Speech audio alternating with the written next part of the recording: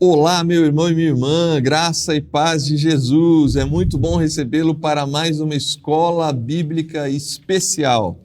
Nós estamos na série de lições A Mensagem da Cruz, estudos bíblicos importantes de temas diversos aqui do Novo Testamento. Hoje nós vamos falar sobre a condição humana, escravidão e morte. São duas palavras que causam tristeza, causam um certo distanciamento, que quando a gente olha para a história, as pessoas nessa condição da escravidão e diante da morte são pessoas numa situação de muita dor, de muita dificuldade. De alguma forma, essa é a condição daqueles que estão longe de Deus. A vida longe de Deus, ela é equiparada a esse conceito da escravidão e da morte. E é sobre isso que nós vamos conversar ao longo desse estudo e a gente espera que você continue com a gente logo depois da vinheta.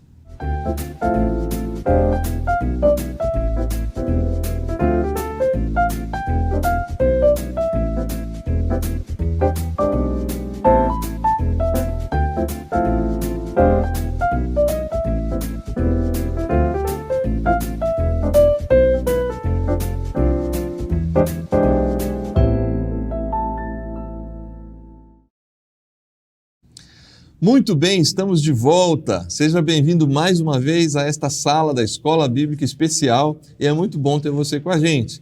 Compartilhe esse link agora com seus amigos, com as pessoas que amam o estudo da Palavra de Deus, para que juntos possamos conversar um pouco mais sobre aquilo que as Escrituras nos ensinam. Compartilhe aí com a sua igreja local, compartilhe com seus familiares, com os líderes da sua igreja, com o pessoal do seu pequeno grupo, para que juntos possamos estarmos aqui nessa lição de número 3, mortos em delitos e pecados. Nós estamos na continuação aqui da série de lições A Mensagem da Cruz. E agora nós falaremos um pouco sobre a condição humana. A Bíblia ela é muito clara em apresentar a condição humana do distanciamento de Deus, seja no Antigo ou no Novo Testamento. Nós vamos conhecendo essa situação difícil, complicada e preocupante da humanidade. Ao longo dessa série, é óbvio que nós nos concentraremos muito mais na iniciativa de Deus, na decisão de Deus em salvar o perdido, salvar o pecador, salvar a cada um de nós que estávamos mortos em nossos delitos e pecados, como diz o texto de Efésios capítulo 2. Mas nessa especificamente, nós queremos conversar sobre essa condição humana que alcança a mim e a você. Para isso, a gente tem aqui hoje com a gente o pastor Mateus. Pastor Mateus, sempre bom recebê-lo aqui na Escola Bíblica. Seja muito bem-vindo. É um prazer ter você com a gente. Bem, obrigado, pastor Júnior. Para mim também é uma alegria muito grande poder participar e para discutir esse tema tão importante, né? Que tem a ver com a condição da humanidade sem Jesus, né? Que Deus possa nos usar e nos edificar e abençoar também os nossos irmãos em casa. Amém. No início das Escrituras, penso que essa condição ela já começa a ficar clara, né? No dia em que você comer daquele fruto, certamente morrerás, né? Lá no início da história, nos primeiros capítulos da Bíblia, Deus coloca o homem e a mulher no jardim do Éden, coloca o homem e uma mulher numa condição especial e numa parceria, num cuidado muito presente de Deus para com a humanidade.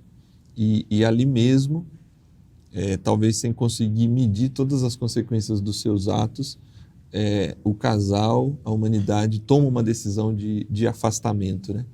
Penso que o que nós vamos estudar aqui a partir do Novo Testamento, de alguma forma, reflete esse momento inicial da história, né? De uma decisão humana que decide estar longe de Deus. E parece que eu costumo dizer, né, que essa sentença de Deus, talvez, antes de ser uma sentença, é uma consequência, né? Não que fosse o desejo de Deus, mas naturalmente viver longe de Deus é escolher um caminho de morte, né? Eu não tenho dúvida que é uma decisão, né? Inclusive, apesar de ser texto baseado no Novo Testamento, mas se a gente parar, porque a base de tudo está lá, né? Em Gênesis 3, né? Então, quando a gente olha a decisão de Adão e Eva ali, claramente é uma decisão de rebeldia, né? De querer viver, né? Quando a gente conversa sobre esse assunto, eu gosto de lembrar o motivo, né? A razão pelo nome da própria árvore que eles comeram, né? O fruto da árvore do conhecimento do bem e do mal, né? Então, basicamente, quando eles tomam essa decisão de comer desse fruto, a gente precisa sair um pouco da ideia do simples fruto, né? Mas o que esse fruto representa, né? Sim. Eles estão dizendo para Deus que eles não querem mais que Deus determine o caminho do bem e do mal para eles. Antes, Deus é quem diz o que é bem e o que é mal. Agora, eles estão dizendo com isso, né? Nós é que sabemos o que é bem e o que é mal. Como aquele filho rebelde, né? Quando é adolescente, quer sair de casa, eu sei o que é bom para mim, né? Então, parece que Adão e Eva fazem isso, né? Eles não querem mais depender de Deus, mas eles querem ser independentes de Deus nas suas próprias decisões, né? E aí Deus permite, sabendo, inclusive, que ao fazer isso, eles estarão indo rumo à morte, né? Sim. Bom, vamos lá então entrar na lição aqui, essa lição de número 3. O texto base: antigamente, por terem desobedecido a Deus e por terem cometido pecados, vocês estavam espiritualmente mortos. Esse texto está falando para salvos em Cristo Jesus, mas Paulo faz questão aqui em Efésios de lembrar a condição da qual todos saímos, né? Sim, estado anterior, né? Na verdade, o foco desse texto é construir a ideia de que somos salvos pela graça, né? Não é mérito nosso, não vem daquilo que a gente faz, mas é mérito de Cristo Jesus, que faz de ambos os povos derruba o muro da inimizade e faz um só povo por meio de Cristo, né? Mas Paulo precisa lembrar, acho que isso é muito importante, né? Nós cristãos, por vezes, na caminhada cristã, chegamos a um ponto de certo orgulho, né? De nos considerarmos melhores que os outros. Verdade. E ainda que, por conta das decisões, do estilo de vida, da presença do Espírito, isso realmente venha a acontecer, uma condição de se colocar debaixo do reinado de Deus, né? E deixar que Ele novamente determine o que é bom e o que é mal, né? Mas eu acho que o que Paulo constrói é o fato de que isso não deveria gerar orgulho, né? Porque ele sempre faz esse caminho, né? Sim. Lembra de onde você veio. Ele mesmo fala, né, que dentre os pecadores ele é o principal, né? Verdade. Então, assim, é sempre assim, não se esqueça do lugar que a gente saiu. Todo mundo saiu desse lugar. Se a gente perde essa consciência, a gente perde essa consciência missionária também, né? De ir até essas pessoas, porque a condição delas, que a gente acha tão ruim, foi a nossa um dia, né? Então, essa lição vai construir esse caminho de mostrar que todos estávamos mortos nos nossos delitos e pecados. De número 1, então, vai dizer o que significa dizer que os seres humanos mortos em delitos e pecados são escravos da carne. Aqui já é um outro passo, né, da escravidão. A gente entende que, olhando inclusive para Adão e Eva, né, eles são livres, né? Deus cria seres livres, não cria seres para serem manipulados, né? Então eles têm a decisão de escolher, né? Deus diz para eles não comerem e diz o que ia acontecer, e eles mesmo assim decidem, né? E Deus permite. Mas aí eles perdem esse direito de liberdade, né? Porque agora eles se tornam escravos do pecado. Então, dizer que eles são escravos do pecado é dizer que eles não têm mais a escolha de não pecar, né? Eles são naturalmente agora inclinados ao pecado. Desde Adão, né? Todo ser humano já nasce inclinado para o pecado. Então, basicamente, a gente perde o livre-arbítrio, né? A gente diz que E é isso mesmo, né? O ser humano sem Cristo, longe de Cristo, ele não tem mais livre-arbítrio no que diz respeito à salvação. Tem direito de escolher com quem você vai casar, né? Onde você vai estudar. Mas no que diz respeito à salvação, nós somos miseráveis, né? Não temos condição nenhuma, recurso nenhum, né? Para adquirir isso. Jesus disse que são bem-aventurados os pobres em espírito, né? Porque estes herdarão a terra, né? Herdarão o reino dos céus. Deles são o reino dos céus. O que é pobre em espírito? O John Stott, ele comenta esse versículo dizendo que quando a gente está evangelizando alguém, né? Fazendo a missão, é um mendigo dizendo a outro mendigo onde encontrar pão, né? Então eu gosto muito dessa fala dele porque é exatamente isso, né? Quando eu me vejo espiritualmente na condição do pecado, eu sou miserável, né? Eu não tenho absolutamente nada para conceder diante de Deus, nem o direito de decidir por Deus, né? E essa é uma iniciativa que vem da parte de Deus, né? Acho que as próximas lições da série ela vai mostrar esse amor de Deus pelos pecadores. E aí, mas nessa linha aqui mesmo do texto de Efésios, né? É pela graça, não vem de nós, é dom de Deus, porque nós estamos mortos, né?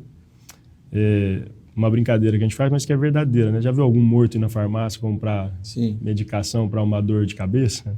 Ele está morto, né? Então ele não tem noção das suas misérias, né? Então ele não tem...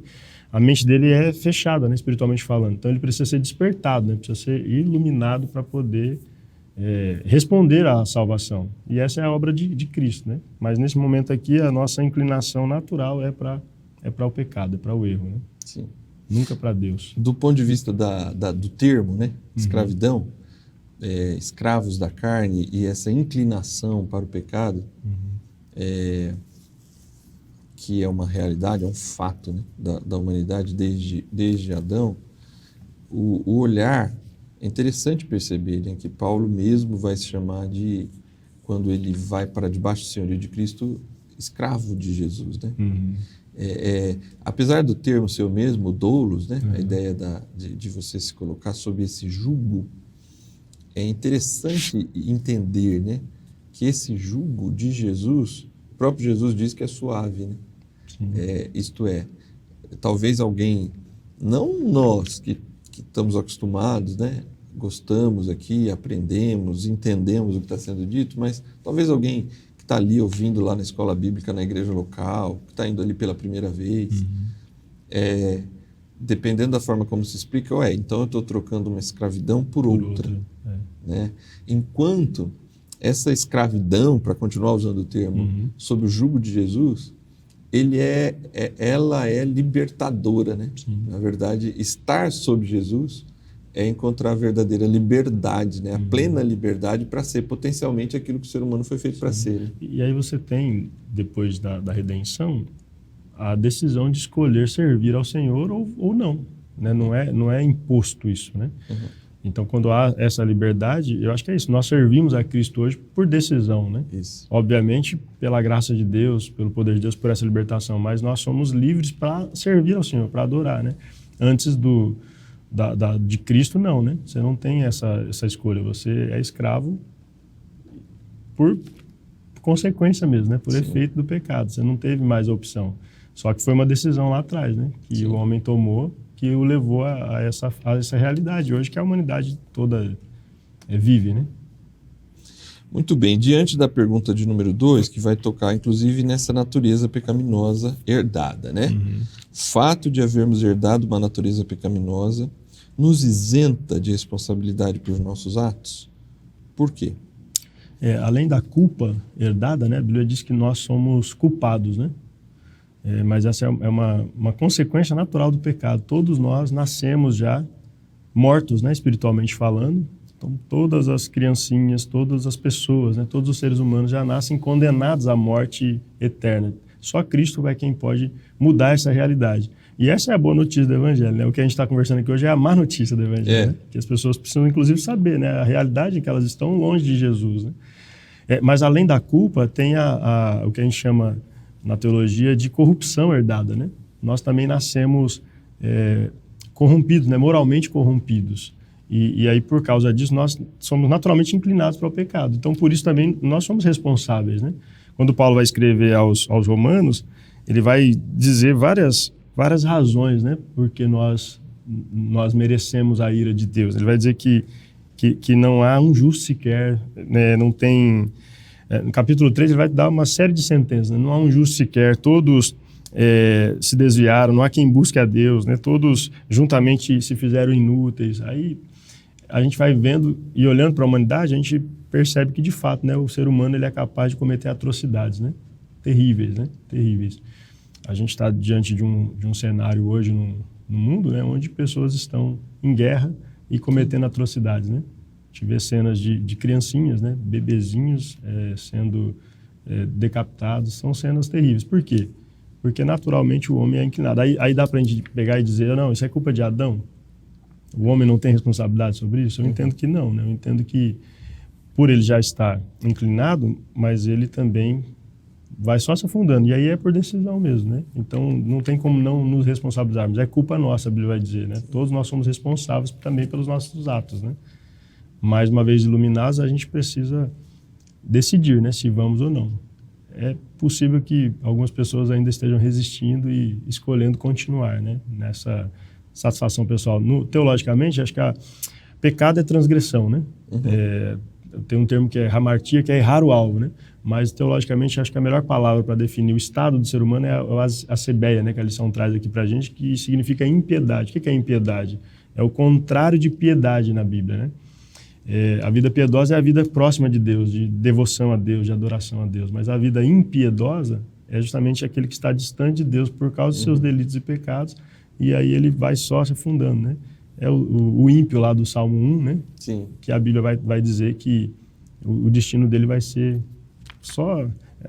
ele compara aqui, né, o autor da lição, que é um corpo morto. O que acontece com ele com o passar do tempo? Ele vai só se degenerando, né? Sim. Então, assim também somos espiritualmente falando, né? Quando o ser humano está longe de Deus, ele vai só piorando, né? A degradação vai só aumentando, só aumentando. Então, quanto mais tempo a gente ficar longe de Deus, quanto mais tempo o ser humano passar longe de Deus, ou negar a Deus, negar a palavra de Deus, pior ele vai se tornando, né? Pior ele vai sendo, inclusive nas suas ações, né? A ponto de cometer atrocidades com o próprio ser humano, né? Sim. Eu estou ouvindo você falar e eu estou pensando aqui que essa questão, então será que é culpa de Adão, né? E a gente se exime da responsabilidade? É a pergunta inversa ali de Romanos 5 e 6, né? Sim. Então, já que o mérito é de Cristo, então também a gente não tem responsabilidade sobre os atos do corpo e podemos continuar pecando, né? Vale para o que está na impiedade. Sim. E até os piedosos, né? Dentro da igreja surge essa questão em Roma, né? Já que estamos em Cristo, então não precisa fazer nada, né? Já que a pergunta de Paulo é assim, então já que é pela graça, continuaremos pecando para que a graça aumente? Isso. Aí ele responde, de maneira nenhuma, né? Isto é, seja na posição de salvo, seja na posição de morto em delito e pecado, não tem como eximir o ser humano da sua responsabilidade, né? Ele tem uma responsabilidade diante de Deus nas duas condições, né? Nós não somos marionetes, né? Nós não somos robôs, nós somos seres humanos e respondemos à graça de Deus, seja positivo ou negativamente, né? Sim. O Romanos 1:20, né? Diz que nós somos indesculpáveis, né? O ser humano é indesculpável por trocar a glória de Deus. Então, a responsabilidade é do ser humano, né? Não é porque ele tem a condição natural do pecado que ele não é responsabilizado por ele, né? Sim. Muito bem. Na pergunta de número 3, a lição sugere ler Romanos 3:23, Colossenses 1:21 e comentar sobre a ruptura relacional entre Deus e a humanidade. O que provocou essa ruptura e quais as suas consequências? No 3:23, o texto vai dizer que todos pecaram e estão afastados da presença gloriosa de Deus, né? Então, por conta do pecado, nós não temos mais, o ser humano não tem mais participação da presença de Deus, né? Deus não habita mais com os seres humanos, eles se tornam, de fato, inimigos de Deus, né? Então, inimigos não convivem junto, né, no mesmo território, em paz, né? Então, existe agora uma ruptura na relação mesmo com Deus, né? O próprio Deus, essa ruptura relacional de Deus com a humanidade, né? Antes nós éramos amigos, né, de Deus.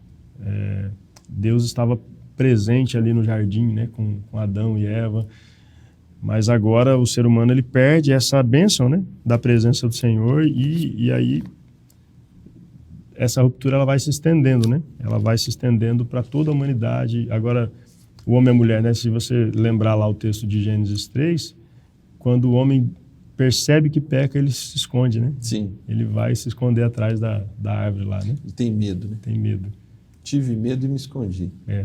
Cai em si, né? E ele fala, puxa, estou perdido. Só que aí tem um problema entre os próprios seres humanos, né?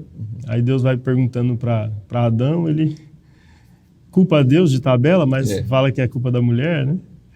E aí ele vai perguntar para a mulher, alguns estudiosos vão dizer que é a primeira DR, né, que acontece ali, né? Porque eles começam a discutir ali, pôr a culpa um no outro, né? Mas, na verdade, o homem está culpando o próprio Deus, né? E a mulher também culpa a Deus, porque ela, ao invés de assumir a sua responsabilidade, vai dizer que foi a serpente. Mas quem criou a serpente foi Deus. Então, Deus é culpado por ter criado a mulher, ter dado a Adão. Deus é culpado por ter criado a serpente e permitido ela ir lá, né?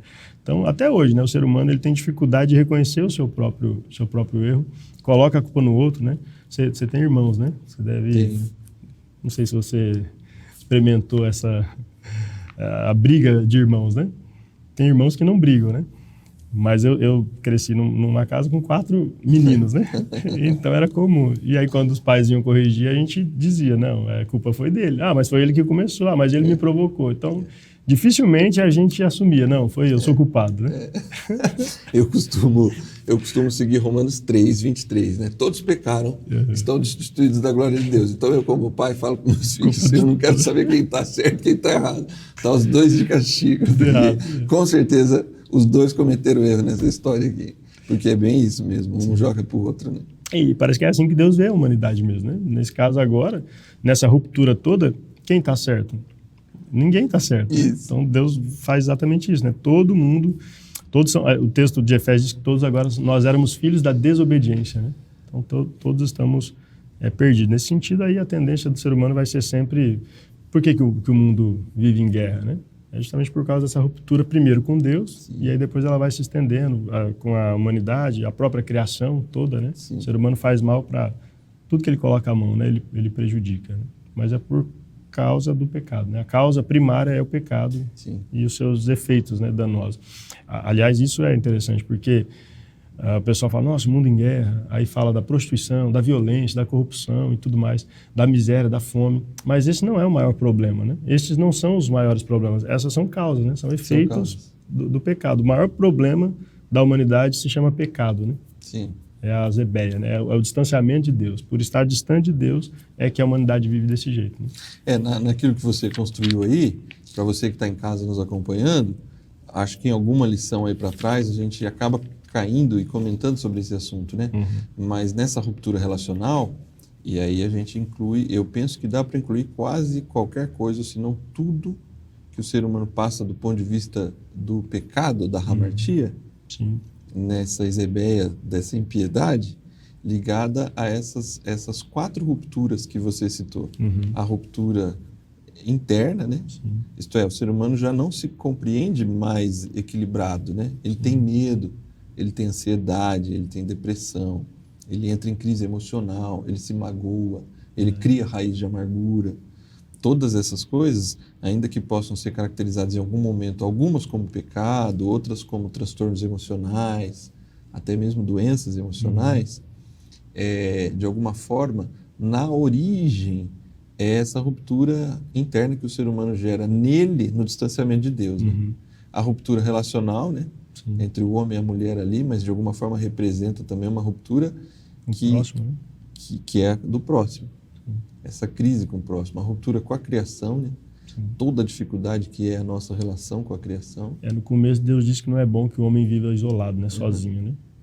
Mas hoje, por causa do pecado, muita gente tem se isolado, né? Exatamente. Se individualizado, né? É mais importante o meu direito do que a minha obrigação, né? Isso. E aí, essas rupturas são decorrentes dessa ruptura do distanciamento de Deus, né? Uhum. Agora o ser humano não vive mais na presença de Deus. Uhum. Ele foi afastado dessa presença por uma consequência da sua decisão mesmo. Eu vou decidir o que é para mim o certo, o errado, o melhor ou o pior. E aí a própria palavra vai apresentando as consequências disso, obviamente, sem contar, né? Estamos focando mais na má notícia, né? Uhum. Mas sem focar hoje na boa notícia, né? Obviamente, Deus já tinha em Cristo um plano eterno para redenção e restauração de todas as coisas. Verdade. Mas não se retira, voltando atrás, né? Não se retira o fato de que há uma profunda responsabilidade humana. Não é Deus o causador de tudo isso. Mas isso é muito sério, né? Porque pode ser que a gente já tenha até ouvido por aí, né? De que Deus é amor, de fato, né? E esse amor de Deus, ele alcança todos os pecadores. E alcança, de fato, é nisso que cremos. Mas o estado do ser humano é um estado, como a gente falou aqui, né? De degradação. A Bíblia diz que a ira de Deus está sobre o pecador, né? Obviamente não diz respeito ao sentimento, né? Mas a reação de Deus com o pecado, né? E a gente tem uma tendência muito forte, né? Infelizmente, mas de muita gente que ignora esse estado do ser humano, ou que o ser humano não precisa considerar esse estado para caminhar com Deus.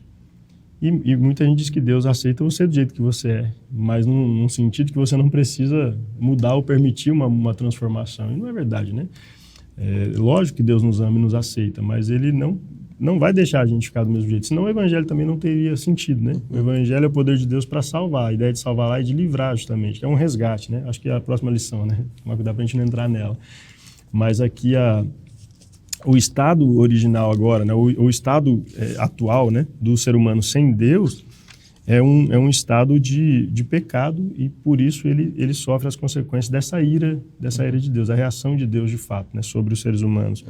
Então, é só a obra de Jesus Cristo que vai poder nos livrar da ira de Deus. Sim. E aí, é isso que ele faz em Cristo na cruz, né? Interessante, eu tenho refletido muito sobre esse ponto que você acabou de tocar, né? Sobre o Deus é amor, né? E realmente eu concordo contigo. É isso mesmo, Deus é amor, Deus ama. É Ele quem vem atrás do perdido, né? Ele convive com essas pessoas, Ele ama essas pessoas, mas esse encontro com o amor de Jesus, ele é sempre um encontro transformador. Né? Então, se não há transformação, se não há uma mudança de vida, a mensagem original do Evangelho, né? Arrependam-se. Se não há esse processo, né? Parece que é como se você não recebesse o amor, né? Porque a Bíblia diz isso mesmo, Deus é amor, Deus não é mimador, né? Mimar é diferente de amar, né? Com certeza. O amor que eu tenho pelos meus filhos, que você tem pelos seus, ele trabalha na direção de educarmos e ajudarmos os nossos filhos a serem seres humanos, né? Que possam responder pelos seus atos, que tratem as pessoas com respeito, que amem a Deus. Então, o amor de Deus, ele não poderia ser recebido como um passar de mão na cabeça, né? Deus não é como um pai que ignora o erro dos seus filhos, Isso. né? Que talvez, acho que é comum hoje, né? E a gente que é pai sabe disso, né? Coisa que deixa a gente chateado é alguém mexer com o nosso filho, né? E talvez a gente seja muito pronto para apontar o erro do filho do outro, né? Isso. Mas quando é o nosso filho, talvez a tendência natural, né, do ser humano seja proteger, né? Isso. Mas Deus não faz isso, né? Deus é justo nesse sentido, né? Então ele sabe que todos estão em pecados, inclusive depois de salvos, né? A gente vai ter essa exortação de Deus como um pai que disciplina o filho que ama, né? Isso que mostra que, de fato, mesmo os efeitos do pecado pós-redenção não são ignorados por Deus, né? Precisam ser corrigidos continuamente, né? Muito bem. Mateus, estamos chegando aqui quase ao final desse estudo. Na pergunta de número 4, nós falamos um pouco agora sobre a escravidão da carne, né? Sobre a nossa responsabilidade diante dessa situação e também sobre essa ruptura relacional que nos torna inimigos de Deus, né? Na pergunta de número 4, em sua descrição da humanidade sem Cristo, Paulo também disse que os seres humanos andam segundo o príncipe do poderio do ar. O que ele quis dizer com isso? Isso aqui, ele está falando de Satanás e seus anjos, né? Seus demônios. Há quem não acredite, né, na existência de seres espirituais malignos, né? Há quem potencializa colocando a responsabilidade total, né? Tudo é culpa do diabo, né? Sim. Mas saindo desse extremo, por outro lado, a gente não pode ignorar os ardis de Satanás, né? A ideia aqui é que antes de Cristo, todos nós éramos dominados pelo inimigo, né? Todos nós estávamos debaixo dessa maldição chamada pecado, mas estávamos agora sobre a influência do inimigo, né? Estávamos vulneráveis ao inimigo. Então é nesse sentido aqui que Paulo está dizendo, né? O ser humano, inclusive, ele faz e comete diversas atrocidades sob a influência de Satanás, né? Não é somente o pecado ali. O pecado, ele só talvez fosse a porta, né, de abertura para o inimigo entrar e dominar, tomar posse ali e conduzir a pessoa no pecado de fato. Então, nesse sentido aqui, a gente precisa considerar, Paulo considera que existe, até no estudo sobre a vida cristã, Paulo vai dedicar uma parte considerável dos seus escritos, né? Lá em Efésios 6, por exemplo, ele fala de uma armadura, né, de Deus. Sim. Que é para a gente caminhar nessa vida cristã, que é uma batalha espiritual, né? Não no sentido de que a gente tem que ir atrás de Satanás, sair procurando demônio em tudo, né? Mas no sentido de que a gente precisa dessa armadura para permanecer firmes, né? Contra as ciladas, contra as astúcias. Mas antes de Deus era Satanás, as trevas, né? Os poderes das trevas que são hostis a Deus é quem domina os seres humanos, que está dentro do coração do ser humano. Então, a inclinação do ser humano, nós agimos inclinados para o pecado, mas sob essa influência. Nós estávamos a serviço de Satanás, por assim dizer. Por isso que ele vai dizer que nós éramos filhos da ira, né? Filhos da desobediência. Então, nesse sentido aqui também, Paulo vai dizer exatamente isso, né? Efésios 2 e o verso 2 diz que quem está sob essa influência, né, do inimigo, quem está longe de Cristo, faz a vontade daquele que governa os poderes espirituais do espaço, o espírito que agora controla os que desobedecem a Deus. Então, é um controle mesmo de Satanás sobre a mente, né, humana, né? Isso acontece, inclusive, às vezes, sobre possessões, né? Que é quando a pessoa não tem nem consciência que, de fato, ela está fazendo aquilo, né? E nós cremos nisso, pela palavra de Deus. Isso é uma realidade também, né? Mas, naturalmente, né? Naturalmente, nós somos inclinados e dominados por Satanás. É Martinho Lutero que vai dizer nos seus escritos que talvez a origem de todo pecado é a idolatria, né? Ele faz essa relação de que a fonte primária do pecado ali, né? Ele usa até comparações com o primeiro mandamento, né? Não terás outros deuses diante de mim, né? Na verdade, o 1, o 2 e o 3 vão nessa direção, né? De não ter imagens de escultura, não tomar o nome de Deus em vão. Mas o primeiro mandamento parece que, estando na cabeça das palavras, né? Das 10 palavras, Lutero tem essa interpretação, né? Você falou da possessão, né? Mas essa ação maligna, além da possessão, ela também, cada coisa que a gente coloca no lugar de Deus, cada coisa que ocupa esse espaço que só é de Deus, o homem criado à imagem e semelhança de Deus, né? Ele tem essa relação direta, sempre foi a intenção. Eu acho muito bonito como termina o Apocalipse, né? Parece que é quase assim, e finalmente Deus vai habitar com os homens, né? Que é o desejo de Deus, né? Isso, desde o princípio. Isso, Deus agora habita com os homens. Apocalipse, dentre outras imagens, essa para mim é muito forte, né? Final feliz, Deus agora habita com os homens. Não é preciso mais templo, não é preciso mais sol, porque Deus habita com o ser humano. Então, assim, penso que essa ezebeia, essa impiedade, ela também é exemplificada e presente, porque mesmo alguém que se diz cristão, por vezes nós deixamos que outra coisa ocupe o trono, que é somente de Deus. Nesse momento, nós estamos dando abertura para o controle de Satanás, porque algo que não é Deus, que é um objeto da criação, está ocupando o lugar de Deus, e aí Satanás, como príncipe deste século, aí ele manipula. Sim. Ele vai se utilizar dessas estratégias, né? E é interessante porque a Bíblia diz que o Deus desse século, uma referência a Satanás, né, cegou o entendimento dos incrédulos, né? E sem entrar no mérito aqui da graduação de pecado, mas o pior pecado é o pecado da incredulidade, né? O Espírito Santo ele veio convencer de fato o pecador, né? Diz que ele veio para convencer do pecado porque não creem em Jesus, né? Então, quando Jesus está dizendo isso, ele está mostrando que a gente prega o evangelho para que todos aqueles que creem no Senhor Jesus sejam salvos, mas quem não crê já está, né, condenado, né? Será condenado. Então, o pior pecado que existe é justamente a incredulidade, porque aí a salvação não opera, né? Sem a fé não há operação da salvação. E o diabo, sabendo disso, ele cega o entendimento do incrédulo para que, naturalmente, ele não consiga ver Jesus, né?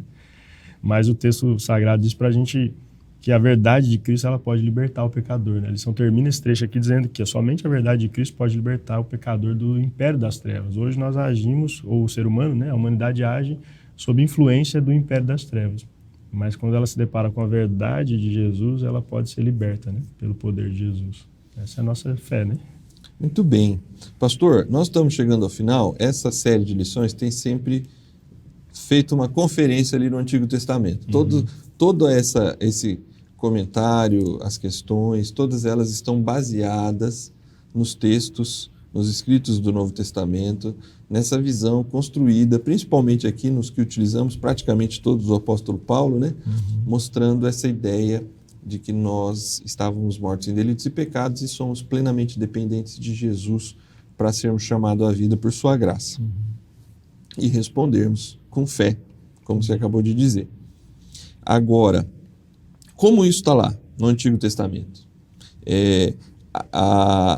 A ideia, citando aqui Salmo 51:5, e 59:2, o quanto essa verdade, essa compreensão está presente nos escritores do Antigo Testamento quanto ao ser humano ter herdado o pecado de Adão e que por causa disso a relação com o Criador está aí e foi abalada. Sim. O Antigo Testamento ele vai dar essa base desde o princípio lá, né? A gente estava falando aqui de Gênesis 3, mas lá nos tempos de Noé, já um bom tempo depois do que acontece no Éden, o Gênesis 6:5 diz que agora a inclinação dos pensamentos do coração humano, ele é para o mal, né? É sempre para o mal. E aí no texto aqui de Davi, né, no Salmo 51:5, ele diz que nós já nascemos, é ele quem vai dar essa... Acho que esse é um dos textos, um dos principais textos do Antigo Testamento para falar dessa inclinação desde a concepção, né? Naturalmente, ali, desde que nasceu. Ele diz assim, olha, sei que sou pecador desde que nasci, sim, desde que me concebeu a minha mãe. Então, a ideia de Davi aqui é justamente essa, né? A gente já nasce em pecado, já nasce condenado pelo pecado, já nasce inclinado ao pecado. Então, tanto a culpa herdada quanto a corrupção herdada, né? Nós herdamos os dois e, por isso, naturalmente, somos inclinados, desde a concepção. E o texto de Isaías, Deus falando com o povo, né? E é interessante isso, porque Isaías começa dizendo assim, olha, Deus não está distante, não é a mão de Deus que está encolhida, não é o ouvido de Deus que está tapado. Aí ele diz assim, mas é o pecado de vocês que separam vocês do seu Deus, né? É por causa do pecado, as suas maldades que fazem com que ele se esconda de vocês e não atenda às suas orações. Então, no Antigo Testamento, a gente tem isso muito claro também já, né? Para os profetas, para o povo de Deus na Antiga Aliança. Por isso que existe o sacrifício, né? Dos animais e tudo mais. O pessoal vai fazer isso... Tem o sacrifício das tardes, que é justamente para purificar os pecados das pessoas que viveram, né? Ou que viviam ali naturalmente durante o dia e precisava... E a gente sabe que esse sacrifício vai apontar para Cristo, né? Na nova aliança. Mas é isso, né? De fato, o pecado, ele afasta a gente e o Antigo Testamento, ele vai confirmar, na verdade, começa lá, né? E o Novo Testamento, ele vem trazendo a luz aqui para a gente e mostrando a solução, né? Sim. Que é em Jesus, né? Muito bem. Nós estamos chegando ao final desse estudo aqui. Aí, pastor Mateus, na aplicação, diante da realidade do pecado, não nos deixemos dominar. Uhum. Penso que essa é uma outra leitura importante. Falamos aqui da questão da responsabilidade, né, humana. Uhum. E esse talvez é o grande fator, né, da conclusão aqui desse estudo. Essa é uma realidade humana, é um fato. Uhum. Mesmo salvos em Cristo Jesus, de alguma forma ainda cometemos pecado. João, nas suas cartas, vai dizer que quem diz que não comete pecado é mentiroso. Uhum. Portanto, acabou de cometer algum pecado, né? Verdade. Agora, a questão é não ser dominado pelo pecado. Sim. Herdamos a corrupção, herdamos essa culpa, mas recebemos a graça em Cristo, o cancelamento da dívida em Jesus, e agora a gente pode viver não mais debaixo do pecado, não mais escravo do medo, não mais prisioneiro das obras do pecado nos membros do nosso corpo, na nossa mente. Temos agora a mente de Cristo, né? Como diz Paulo. Eu queria que você deixasse suas palavras finais para quem está acompanhando a gente em casa, para que realmente essa luta contra o pecado, ela não é carnal, mas ela é com armas espirituais em Cristo. Deixa essa mensagem final de incentivo para entendermos essa luta, para vivermos ela sob a graça de Deus, no poder dele. E ao final, por favor, ore para a gente. A luta do pecado é a luta da vida cristã. O mesmo texto de João que diz que quem não comete pecado é mentiroso, para mostrar a nossa realidade, né? Diz também que quando ele está escrevendo justamente para que eles não pequem. Ele diz, filhinhos, então escrevo para vocês para que vocês não pequem. Aí ele diz assim, olha, se porém vocês pecarem, nós temos um advogado, né? Confesse os seus pecados. Só que ali o se, ele mostra que o pecado ele não é mais a condição natural dos filhos de Deus, né? Agora nós somos regenerados, nós temos uma nova natureza e por causa do Espírito de Deus que governa essa nova natureza, nós temos possibilidade de vencer o pecado por meio dele, né? Por meio da obra de Jesus. Então, minha palavra para para os irmãos é não se conforme com o pecado, não se conforme com a natureza pecaminosa. Mas a Bíblia diz que até com relação ao diabo, né? Se nós resistirmos ao diabo, ele fugirá de nós. A armadura de Deus diz respeito às bênçãos da salvação. Então, é pelos méritos da salvação de Cristo Jesus que nós podemos resistir firmes às obras de Satanás. E no mesmo texto lá de Tiago, quando ele diz para resistir ao diabo, ele diz como que a gente faz isso? É se submetendo à palavra de Deus. Se nós nos submetermos tão somente à palavra de Deus para buscarmos a santificação por meio da obra de Deus, do Espírito Santo, ele vai nos ajudar, né? O Espírito de Deus, ele está militando contra essa natureza pecaminosa. Então, que nós possamos realmente deixar o Espírito vencer essa batalha por nós, né? E dependamos do Espírito, não sejamos como Adão, né? Rebeldes, querendo determinar o caminho, aquilo que é bom, o que é ruim. Deus sabe o que é bom e o que é ruim. Que nós dependamos dele e sigamos a sua vontade, né? Em nome de Jesus. Amém. Vamos orar? Amém. Oremos. Querido Deus e eterno Pai, nós somos totalmente dependentes de Ti e da Sua cruz, Senhor Jesus. É por causa dos Teus méritos é que nós temos condições hoje de caminharmos em santidade e andarmos em Sua luz.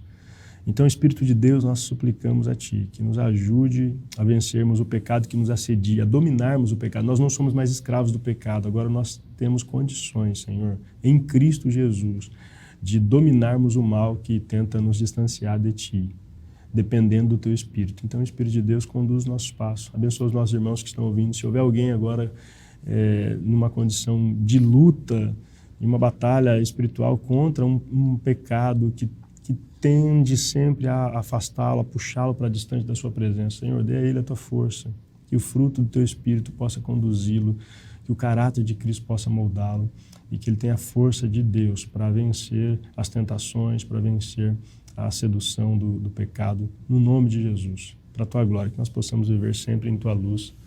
Amém e amém. Amém. Obrigado, pastor Mateus. Amém. Obrigado você que nos acompanhou até aqui. É sempre um privilégio ter a sua audiência aqui na Escola Bíblica Especial.